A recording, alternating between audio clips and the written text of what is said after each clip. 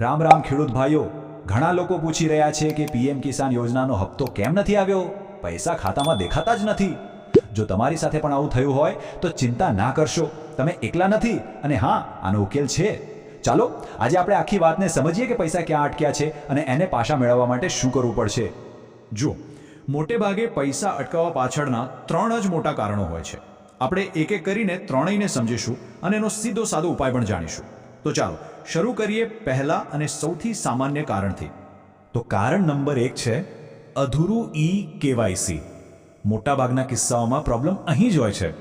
સરકાર માટે આ સ્ટેપ બહુ જ જરૂરી છે. અને જો આમાં સહેજ પણ ભૂલ રહી ગઈ હોય ને તો પેમેન્ટ તરત જ અટકી જાય છે.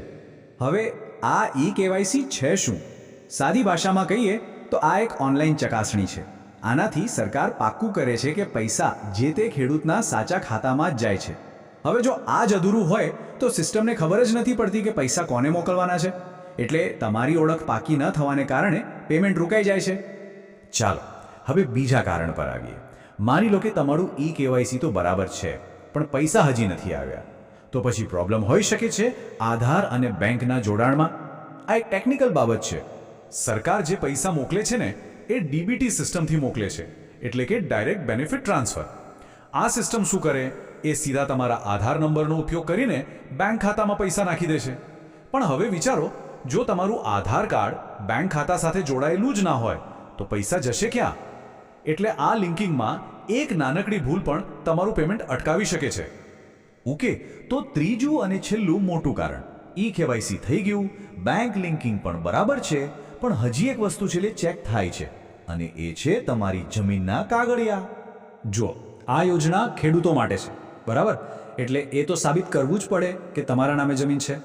સરકારી અધિકારીઓ ઓનલાઈન જ તમારા જમીનના રેકોર્ડ ચેક કરે છે.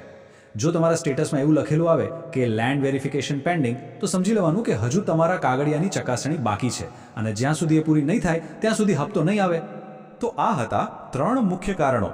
પણ હવે ટેન્શન લેવાની જરૂર નથી, કારણ કે હવે આપણે વાત કરીશું એના ઉપાયની. અને સારી વાત એ છે કે આ ત્રણેય સમસ્યાઓનો ઉકેલ બહુ જ સહેલો છે અને તમારા હાથમાં જ છે. તો સવાલ એ છે કે આ બધી સમસ્યાઓને દૂર કેવી રીતે કરવી. ચાલો હું તમને એકદમ સરળ 3 સ્ટેપ્સ બતાવું, જેનાથી તમારા અટકેલા પૈસા ફટાફટ ખાતામાં આવી શકે છે. જુઓ, બસ આ 3 કામ કરવાના છે. સૌથી પહેલા pmkisan.gov.in વેબસાઇટ ખોલો અને તમારું બેનિફિશિયરી સ્ટેટસ ચેક કરો. ત્યાં જ તમને દેખાઈ જશે કે અસલી પ્રોબ્લેમ ક્યાં છે. બીજું, જો સ્ટેટસમાં કેવાયસી બાકી બતાવતું હોય તો જરાય વાર કર્યા વગર ઓનલાઈન કે પછી નજીકના CSC સેન્ટર પર જઈને એને પૂરું કરાવી લો.